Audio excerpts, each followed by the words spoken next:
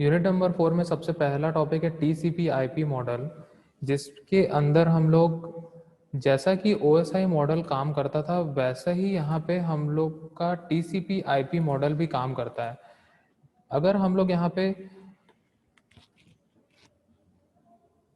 इस डायग्राम को देखें, ठीक है, तो ओएसआई मॉडल में यहाँ पे 7 लेयर्स हम लोग को मिल जाते हैं। वैसे ही सेम यहाँ पे टीसीपी आईपी मॉडल को यहाँ पे थोड़ा सा रिड्यूस करके कुछ लेयर को मर्ज करके यहाँ पे बना दिया गया है 4 लेयर आर्किटेक्चर, जिसमें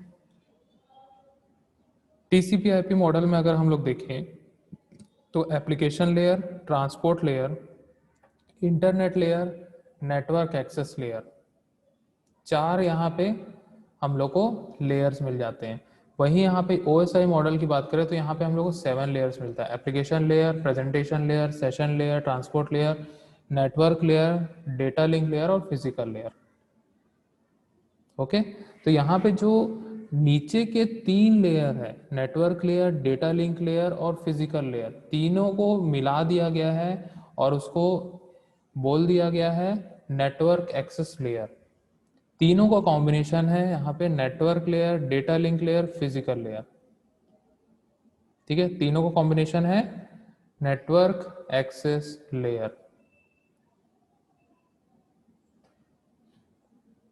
ठीक है, और यहाँ पे एक एडिशनल यहाँ पे ऐड किया गया है नेटवर्क लेयर। ठीक है, तो यहाँ पे जनरली देखो कुछ बुक्स में दिया होगा कि physical layer, data link layer, network layer तीनों को मिला के इंटरनेट लेयर बनाया गया है। ठीक है, तो वो भी सही है। कुछ कुछ मॉडल्स में टीसीपी आईपी मॉडल्स जो होते हैं वो 2-3 टाइप के मॉडल्स होते हैं। ठीक है, कुछ कुछ जो नेटवर्क आर्किटेक्चर होता है वहाँ पे हम लोग नेटवर्क एक्सेस लेयर सिर्फ और सिर्फ फिजिकल लेयर को बोलते हैं। कहीं पे पढ़ोगे कि इंटरनेट लेयर जो है वो इन 3 लेयर को मिला के बनाया गया है। ठीक है, तो अलग अलग बुक में थोड़ा अलग अलग टाइप का भी दिया रहता है, लेकिन एक्चुअल में जो होता है वो नेटवर्क एक्सेस लेयर जो होता है, देखिए मैं यहाँ पे बता रहा हूँ, जो नेटवर्क एक्सेस लेयर होता है वो 3 लेयर को मिला के बनाया गया होता है, network layer, data link layer और फिजिकल लेयर। देन उसके बाद एडिशनल यहाँ पे एक इंटरनेट लेयर ऐड किया जाता है ताकि नेटवर्क लेयर और ट्रांसपोर्ट लेयर को इंटरफेस कर सके। ठीक है,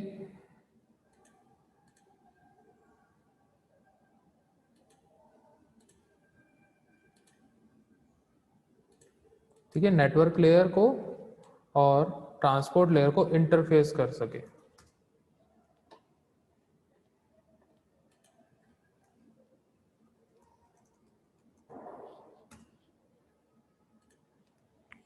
ओके, देन उसके बाद आता है ट्रांसपोर्ट लेयर, वैसा ही होता है। देन उसके बाद एप्लीकेशन लेयर में 2 लेयर मर्ज हो जाते हैं। एप्लीकेशन लेयर में session layer, sorry presentation layer, session layer दोनों यहाँ पे मर्ज हो जाते हैं और साथ में एप्लीकेशन लेयर हम लोग उसको नेम दे देते हैं। तो यहाँ पे OSI मॉडल को ही शॉर्ट कर दिया गया है और बना दिया गया है TCP IP मॉडल। एक्चुअल में TCP IP मॉडल यहाँ पे बनाने का मकसद ये है कि हम लोग यहाँ पे TCP IP प्रोटोकॉल का ही यूज कर सकते हैं। जो हम लोग ने ट्रांसपोर्ट लेयर में 2 टाइप के प्रोटोकॉल्स देखे थे, एक होता है TCP ट्रांसमिशन कंट्रोल प्रोटोकॉल और UDP यूजर डेटाग्राम प्रोटोकॉल। दोनों में से हम लोग यहाँ पे सिर्फ और सिर्फ एक ही प्रोटोकॉल यूज कर सकते हैं, वो प्रोटोकॉल होगा TCP प्रोटोकॉल। पूरा मॉडल जो है TCP प्रोटोकॉल पे ही काम करता है। तो यहाँ पे ओवरऑल हम लोग 4 लेयर यहाँ पे देखेंगे, application layer, transport layer, internet layer और network access layer. Okay, start करते हैं यहाँ पे TCP IP model. The OSI model we just looked at, just a reference logical model. It was designed to describe the function of the communication system by dividing the communication procedure into smaller and simpler components. जो OSI model था उसको divide कर दिया गया था simpler components में, छोटे छोटे पार्ट्स में डिवाइड कर दिया गया था और उसको बोल दिया गया था लेयर्स।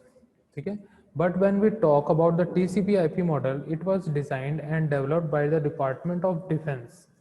ठीक है, किसने डेवलप किया था? डिपार्टमेंट ऑफ डिफेंस ने डेवलप किया था इन 1960s and is based on standard protocols.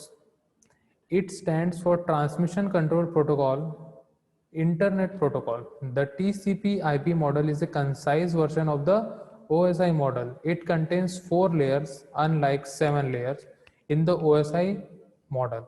ठीक है, यहाँ पे हम लोग को इसका फुल फॉर्म देखने के लिए मिल रहा है transmission control protocol slash internet protocol. ठीक है, इसको शॉर्ट में TCP/IP मॉडल इसको बोला जाता है, जो कि एक कंसाइज वर्जन है OSI मॉडल का. और यहाँ पे हम लोग 4 लेयर्स देखेंगे. तो फर्स्ट लेयर है process application layer, host to host transport layer, internet layer और नेटवर्क एक्सेस, या फिर हम लोग उसको लिंक लेयर बोलते हैं. ठीक है, अलग अलग जगह अलग अलग टाइप के भी यहाँ पे बोले जाते हैं, लेकिन एक्चुअल में application layer, transport layer, internet layer और नेटवर्क एक्सेस लेयर या फिर नेटवर्क एक्सेस या फिर लिंक लेयर उसको बोला जाता है. ठीक है, थ्योरेटिकली कुछ कुछ अलग चीज़ें भी इसमें बुक वाइज अलग अलग बोला जाता है, तो उस पर ना जाएं. Application layer, transport layer, internet layer और लिंक लेयर. ठीक है, ये डायग्राम अभी अभी हम लोग ने देखा जिसमें कंपैरिजन किया गया था TCP/IP मॉडल और OSI मॉडल का.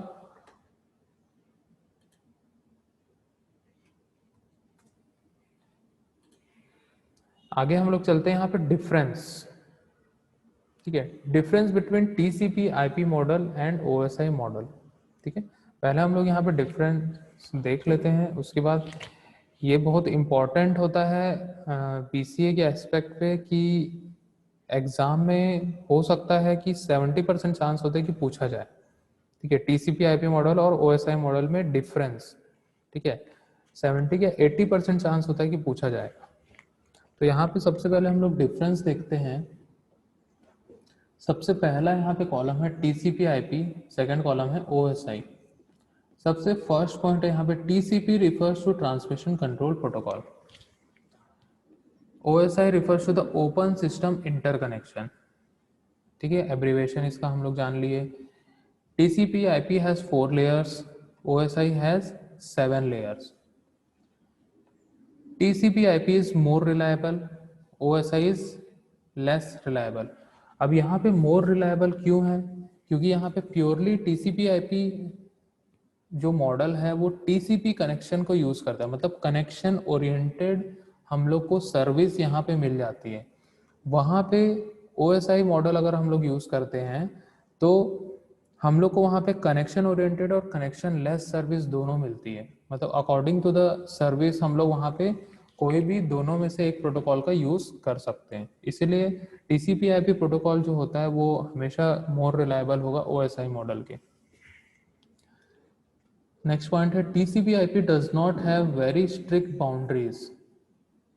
यहाँ पे कोई स्ट्रिक्ट बाउंड्रीज नहीं होती है. OSI में स्ट्रिक्ट बाउंड्रीज होती है, मतलब डेटा ट्रांसमिशन जब भी हम लोग करेंगे या फिर रिसीव करेंगे तो हम लोग को OSI मॉडल अगर हम लोग यूज़ करते हैं तो कुछ एक बाउंड्रीज होती है. ठीक है, उनके ही रूल्स एंड रेगुलेशंस फॉलो करने होते हैं, वैसे ही यहाँ पे किया जाता है. लेकिन TCP/IP में वैसे बहुत ज़्यादा रूल्स एंड रेगुलेशन नहीं होते. मतलब अगर देखा जाए तो कुछ प्रोटोकॉल्स ही यहाँ पे काम करते हैं, मतलब जो मेनली इंपॉर्टेंट प्रोटोकॉल्स होते हैं वही यहाँ पे काम करेंगे. अदरवाइज जो अननेसेसरी कोई प्रोटोकॉल्स होते हैं वो यहाँ पे नहीं लगाया जाता है. नेक्स्ट पॉइंट है TCP/IP फॉलोज ए हॉरिजॉन्टल अप्रोच, OSI फॉलोज ए वर्टिकल अप्रोच. अब यहाँ पे अप्रोच की अगर हम लोग बात करें तो इस डायग्राम पे देखते हैं OSI मॉडल जो है वर्टिकल अप्रोच यहाँ पे फॉलो करता है. वर्टिकल मीन्स डाउनवर्ड या फिर अपवर्ड. ठीक है, डाउनवर्ड या फिर अपवर्ड. ये TCP/IP मॉडल जो होता है वो हॉरिजॉन्टल अप्रोच को फॉलो करता है. इसका मतलब क्या होगा कि network access layer, internet layer, transport layer, ये इस सीक्वेंस में तो यूज होगा ही. साथ में अगर जो हम लोग का डेटा है वो network access layer to network access layer transfer होता है, internet to internet, transport to transport, application to application, इस टाइप का कम्युनिकेशन करता है. देन नेक्स्ट पॉइंट है TCP/IP uses both session and presentation layer in the application layer. TCP/IP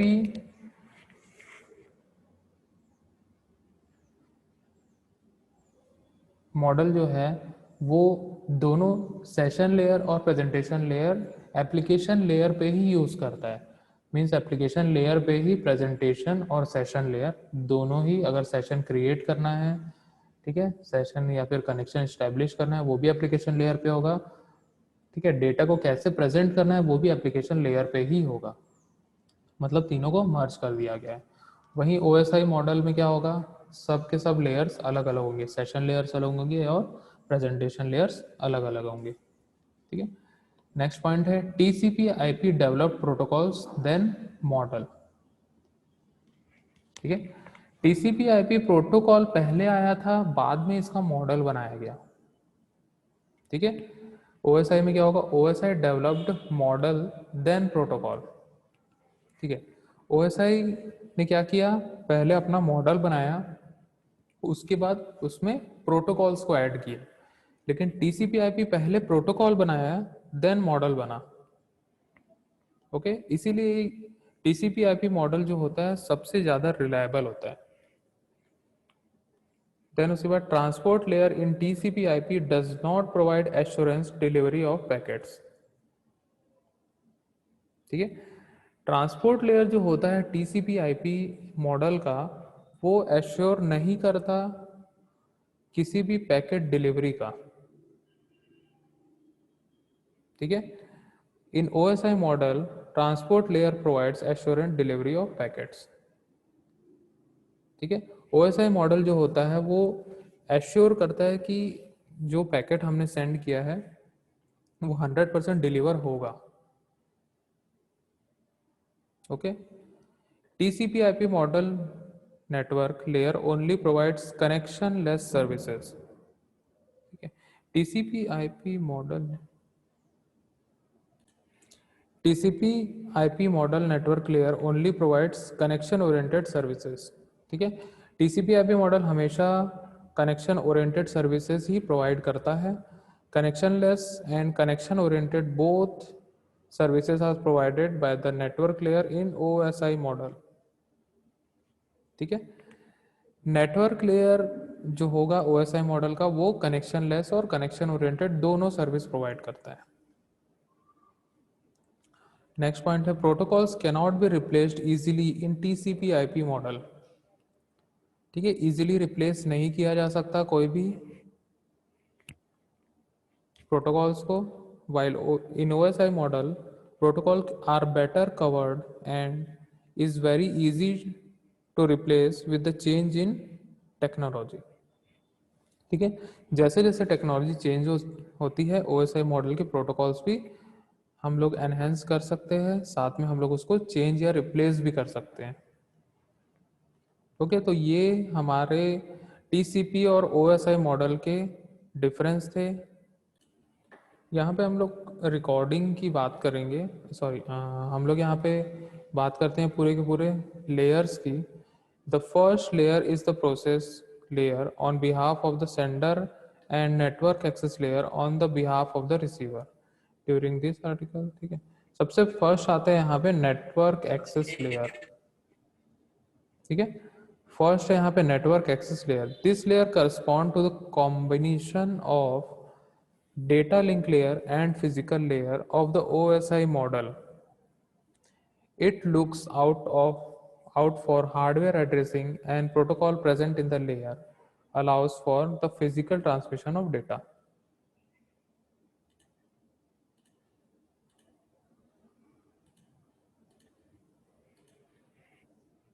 ठीक है। तो यहाँ पे जो हमारा नेटवर्क एक्सेस लेयर है वो कॉम्बिनेशन है डेटा लिंक लेयर का और फिजिकल लेयर का, ठीक है। लेकिन मैंने बताया था वहाँ पे नेटवर्क लेयर भी इंक्लूडेड होता है, ठीक है। कई जगह हम लोग को बुक्स में मिल जाएगा नेटवर्क लेयर भी एडेड है, तो वहाँ तीनों लेयर जो होता है वो नेटवर्क एक्सेस लेयर में इंक्लूड किया जाता है, ठीक है। अब यहाँ पे तीनों लेयर को जब कंबाइन कर दिया जाता है तो वहाँ पे hardware addressing means MAC address, IP address और प्रोटोकॉल्स, ठीक है। यहाँ पे जो स्ट्रीम ऑफ बिट्स होगी उसको फ्रेमिंग भी किया जाएगा, फ्रेमिंग करने के बाद उसका पैकेट भी बनाया जाएगा, उसमें एड्रेसिंग भी की जाएगी। एड्रेसिंग भी कौन कौन सी होगी, हार्डवेयर एड्रेसिंग और लॉजिकल एड्रेसिंग दोनों होगी, ठीक है। साथ में जो उसके प्रोटोकॉल्स है वो भी लगाए जाएंगे, okay. We just talk about the ARP being a protocol of internet layer, but there is a conflict about the declaring it as a protocol of internet layer or network access layer. It is described as residing in layer 3 being encapsulated by layer 2 protocols. ठीक है, जो यहाँ पे ARP है, ARP मतलब होता है address resolution protocol. तो वो address resolution protocol internet layer पे भी काम करेगा, साथ साथ में वो नेटवर्क लेयर पे भी, नेटवर्क एक्सेस लेयर पे भी काम करेगा। दोनों जगह उसको डिक्लेयर हम लोग कर सकते हैं। मींस दोनों लेयर नंबर 1 जो यहाँ पे नेटवर्क एक्सेस लेयर है और इंटरनेट लेयर दोनों एनकैप्सुलेटेड फॉर्म पे ARP के लिए काम करेगा, ओके। ARP मतलब होता है एड्रेस रिजोल्यूशन प्रोटोकॉल। तो नेटवर्क एक्सेस लेयर में पूरे physical specification, mechanical specification, electrical specification, साथ में स्ट्रीम ऑफ बिट्स को चेंज करेगा, फ्रेम्स में एड्रेसिंग होगी और पूरा का पूरा हम लोग को एक पैकेट मिल जाएगा। सेकंड आते हैं यहाँ पे इंटरनेट लेयर पे। This layer parallels the function of the OSI network layer.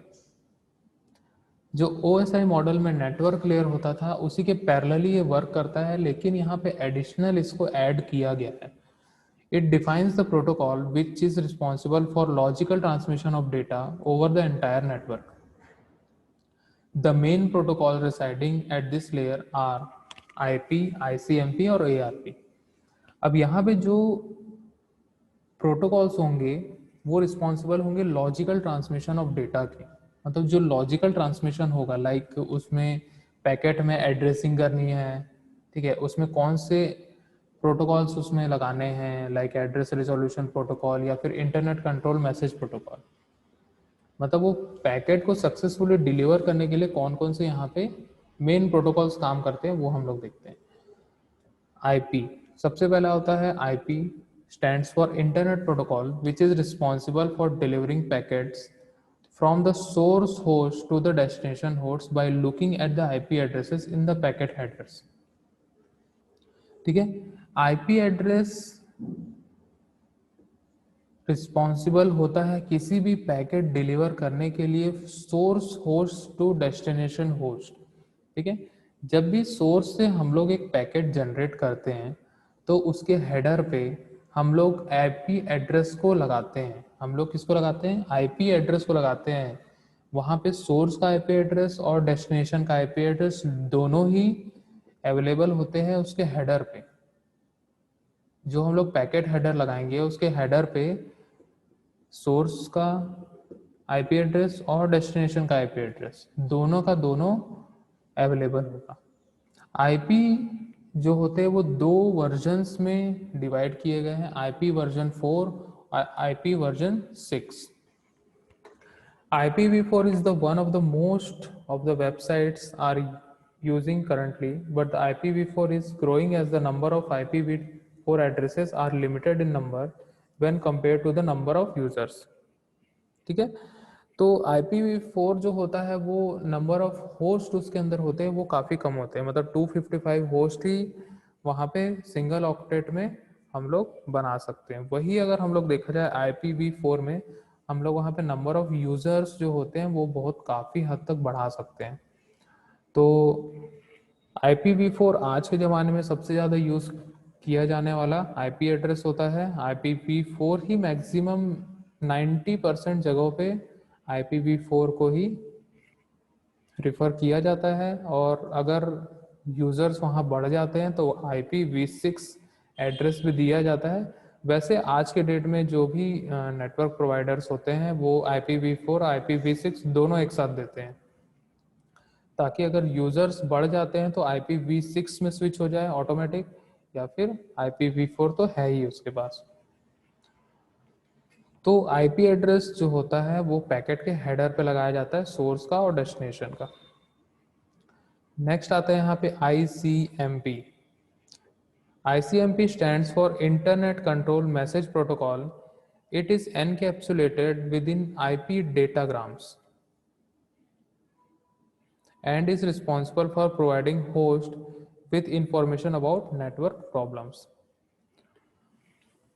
अब देखो यहाँ पे ICMP जो होता है इंटरनेट कंट्रोल मैसेज प्रोटोकॉल है। यहाँ पे जो इंटरनेट को कंट्रोल करता है, लाइक यहाँ पे कोई भी हम लोग ने नेटवर्क बनाया, उसमें बहुत सारे होस्ट कनेक्टेड है। अगर किसी भी होस्ट को कोई भी नेटवर्क रिलेटेड इशू होता है, नेटवर्क रिलेटेड इश्यूज होते हैं, लाइक वहाँ पे अगर हम लोग डेटा ट्रांसफ़र नहीं कर पा रहे, या कोई एरर आ रहा है, या कोई डिवाइस वर्क नहीं कर रही है, ठीक है, या कोई रिसोर्सेज अवेलेबल नहीं है, रिसोर्स शेयरिंग में कोई प्रॉब्लम है, डेटा शेयरिंग में कोई प्रॉब्लम है, तो यहाँ पे ICMP उस केस पे काम करता है।